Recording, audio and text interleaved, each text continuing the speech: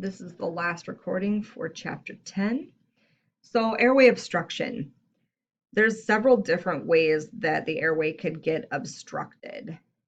When we have a foreign body, something that's not within the airway by itself, completely blocks the airway, obviously a true emergency. You can't get the air in, so death will occur if you don't fix it. In an adult, sudden foreign body airway obstruction usually occurs during a meal, so whilst eating. Children have interesting little airways. They're actually shaped like a funnel, so anything that goes in their mouth has the potential of blocking their airway. So eating, definitely. Playing with small toys, crawling around the house. Children explore their world by putting things into their mouth. So they can definitely suck something in there without trying to very hard. Other airway obstructions that don't involve foreign bodies, we've talked several times now how the tongue is the most common airway obstruction in an unconscious patient. You can also have swelling that causes the airway to shut, either from infection or from an acute allergic reaction. If you have a patient that is blocked because of swelling, if you continuously try to clear the airway, it actually could be dangerous. So typically rapid transport to the hospital with an ALS intercept is going to be much better for them. And then trauma, tissue damage from some sort of injury can also occlude the airway. Early recognition is what's going to be crucial.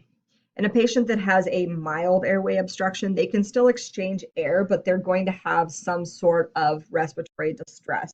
They might be wheezing between coughs, which is going to be producing a whistling sound. They could be coughing quite a lot. Your body has that cough reflex to try and clear things out of the airway. If that patient is able to move air relatively well, they can cough pretty forcefully. Even if you hear wheezing, go ahead and encourage them to cough. Don't mess with it. Let them do their thing. If they have very poor air exchange, so they have a very weak, ineffective cough, stridor, which is a really high-pitched noise mainly heard on inspiration, something is really blocking the airway, or they have cyanosis developing, so that bluing, go ahead and treat immediately. Try and help them out. Severe airway obstruction, the patient can no longer breathe, talk, or cough. They may use that universal choking sign where they wrap both hands around their neck. There's little to no air movement in and out of the lungs.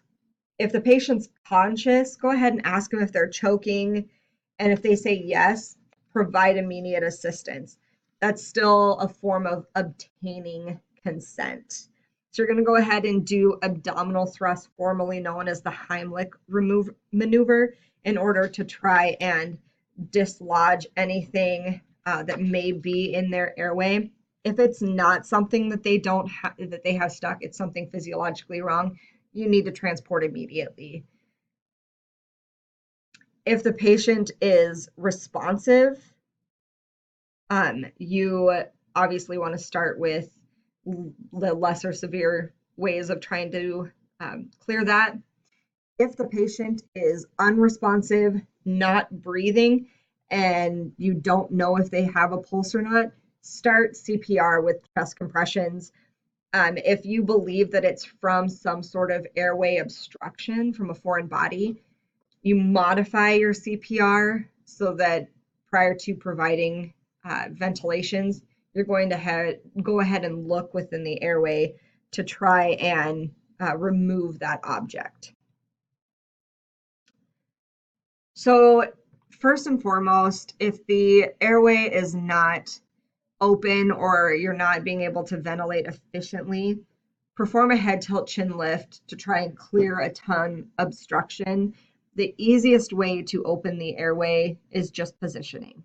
Then you don't have to get going with other methods that might be a little bit more cumbersome. Again, if there's trauma, go ahead and use the jaw thrust instead. Large pieces of food, mucus, loose dentures, etc., can be removed with a gloved finger. If it's smaller than all of that, go ahead and suction. Abdominal thrusts are the most effective way to dislodge a foreign object. You have residual air that's always present in your lungs. You're going to compress that upward, and that force is hopefully going to push out the object.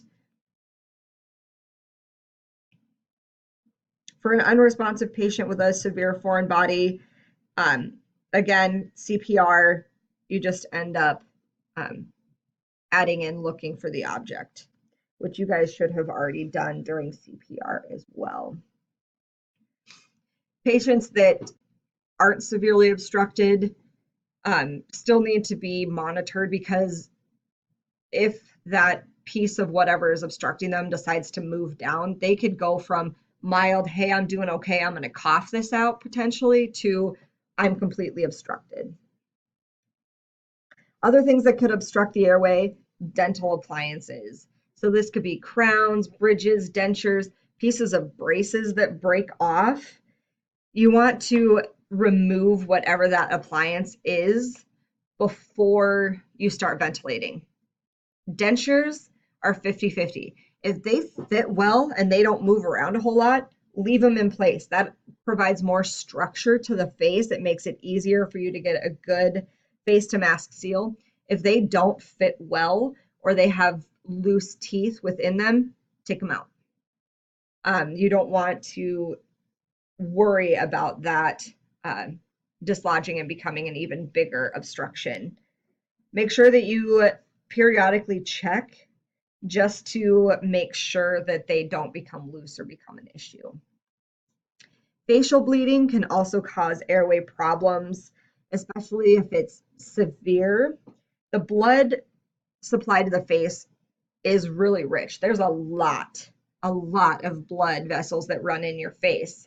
So even if you don't cut through it, you can get severe tissue swelling that has nothing to do with external bleeding. Or you can have both, and that's not great for your patient. What you want to try and do is control the bleeding with direct pressure. Make sure you suction as necessary. If it's too much for you to control, make sure you get ALS intercepts running, because they can actually help by controlling the airway more invasively than what you can do as an EMT. There's several skill drills within this chapter, so you're going to want to look those up. I would suggest getting on YouTube or Pinterest to look at some of these different devices and the ways to use them so that you're familiar with it. We don't have all of these devices to practice with during lab day, so your exposure to them is going to come from external sources. So make sure that you're taking that into your own hands so you can educate yourself. This is the last recording for chapter 10.